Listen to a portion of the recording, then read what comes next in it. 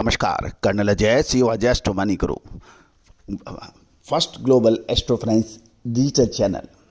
दोस्तों, Ajay astro money गुरु देश का पहला चैनल है जो 42 कमोडिटीज 5 मार्केट पर लगातार अपडेट और विश्लेषण देता है।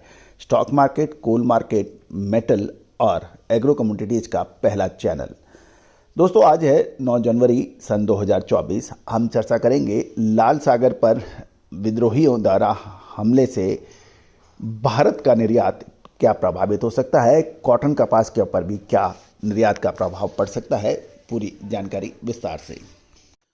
दोस्तों, खबर निकल के आ रही है कि यमन के ईरान सपोर्टेड हौथी आतंकवादियों ने हाल के हफ्तों में लाल सागर से गुजरने वाले जहाज़ों को मिसाइल और ड्रोन से निशाना बनाया है और इन विद्रोही का कहना है कि वे इजराइल से जुड़े किसी भी जहाज का पीछा कर रहे हैं।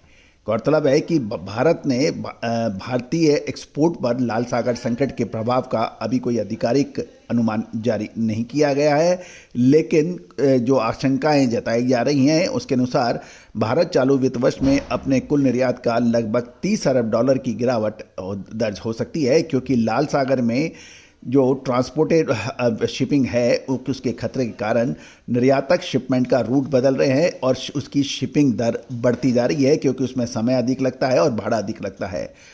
गौरतलब है कि नई दिल्ली स्थित think tank research and information systems for developing countries के प्रारंभिक एक आकलन के अनुसार भारत में एक्सपोर्ट के 6.7% की गिरावट होगी, जो पिछले फाइनेंशियल ईयर के कुल $451 बिलियन के आधार पर है। थिंक टैंक के महानिदेशक सचिन चतुर्वेदी के अनुसार लाल सागर में संकट वास्तव में भारत के व्यापार को भी प्रभावित कर सकता है और इसमें कटौती हो सकती है।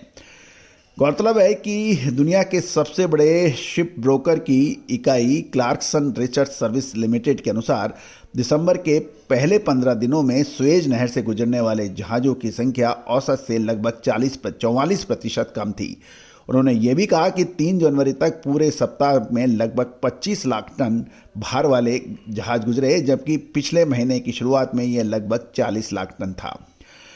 गौरतलब है कि भारत के लिए लाल सागर यूरोप, अमेरिका के ईस्टर्न कोस्टल और मध्य पूर्व और अफ्रीका देशों के लिए प्रमुख शिपिंग मार्ग माना जाता है, क्योंकि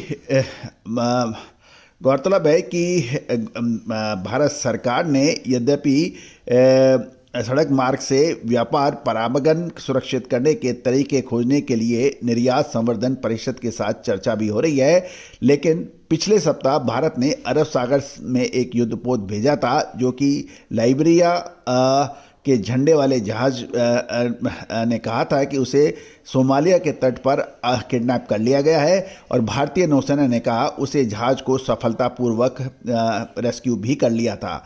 गौरतलब है कई मामलों में खरीदार और निर्यातक दोनों बढ़ते माल शुल्क को एडजस्टमेंट करने के लिए अनुबंधों पर फिर से बातचीत कर रहे हैं, क्योंकि मार्ग में इसमें समय भी अधिक लगेगा, साथ साथ रूट चेंज करने से भाड़ा भी अधिक होगा। इसलिए एक्सपोर्टर और इंपोर्टर्स को भाड़े के ऊपर दोबारा कॉन्ट्रैक्ट साइन करने पड़ेंगे।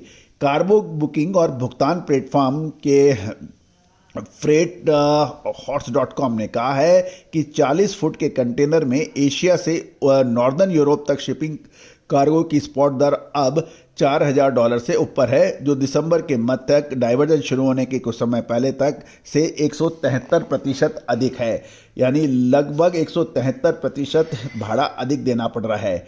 एशिया से नॉर्दर्न अमेरिका के पूर्वी तट तक के 40 फुट के जो कंटेनर की दरें 55% बढ़कर $3,900 होने के समाचार मिल रहे हैं। भारत आमतौर पर लाल सागर मार्ग का उपयोग कर पेट्रोलियम के उत्पाद है, अनाज, रसायन सहित विभिन्न वस्तुओं का निर्यात करता है और सरकारी आंकड़े की माने तो वित्त वर्ष के निर्यात में एक साल पहले अप्रैल से नवंबर की अवधि में से निर्यात 6.5% घटने के समाचार मिले हैं। दूसरी ओर भारत के कॉटन एवं टेक्सटाइल यूनिटों पर भी लाल सागर के आतंकवादियों हमले से प्रभाव पड़ रहा है, क्योंकि शिपिंग कंपनियों ने स्टीमर के यातायात इस रूट पे बंद किया है और दूसरे मार्ग से यातायात शुरू होने से शिपिंग के दरों में काफ़ी फ्रेट की वृद्धि हो गई है। लाल सागर में निर्यात की आशंका रुकने के आशंका के कारण कुछ स्पिनिंग मिलों ने रुई की खरीदारी में कुछ कमी की है और सोमवार को स्पिनिंग मिलें कम कीमत पर खरीदारी कर रही थी। गौरतलब है कि रुई की मांग पिछले साल से ज़्यादा है, लेकिन सप्लाई ज़्यादा होने की वजह से रुई की कीमतों में लगातार उतार चढ़ाव देखा जा रहा है। पिछले सप्ताह को हम देखें तो दैनिक आवक 1.80 लाख से 2.10 लाख बेल्स थी और रुई की खपत पिछले साल के मुकाबले इस साल बढ़ने के समाचार हैं। सीजन में अब तक कुछ 82 लाख बेल्स की खपत हो चुकी है, जो पिछले साल जनवरी के पहले सप्ताह तक 65 लाख बेल्स थी, जो अब बढ़कर 82 लाख बेल्स की खपत हुई है। ये भी एक शुभ समाचार है। रुई की खपत प्रति माह 30 लाख गांठ बढ़ने की संभावना है और जैसे जैसे कपास की क्वालिटी में भिन्नता बढ़ेगी, वैसे वैसे जिनिंग मिलों के लिए अच्छी क्वालिटी वाला रुई बनाना मुश्किल होगा। इसके अलावा बिनोला की मांग कम होने से जिनिंग मिल की मुश्किलें बढ़ रही हैं। अब जनवरी और फरवरी महीना निश्चित रूप से कॉटन व्यवसाय के लिए एक महत्वपूर्ण साबित हो सकता है। गौरतलब है कि हमारा शॉर्ट रील्स के अंदर भी हमने पिछले सप्ताह रुई की भाव का एक 40 सेकंड के अंदर आपको बताने का प्रयास किया था, वो भी आप हमारे शो में देख सकते हैं। दोस्तों, जनवरी और फरवरी महीना कॉटन के लिए विशेष महत्व रखता है। क्या इसमें तेजी रहेगी या फिर मंदी? यदि आप जिनिंग फैक्ट्री चला रहे हैं, टेक्सटाइल मिल चला रहे हैं, स्पिनिंग मिल चला रहे हैं या फिर कॉटन कपास के ट्रेडर्स हैं, तो हमारी रिसर्च रिपोर्ट आपको फायदेमंद साबित हो सकती है।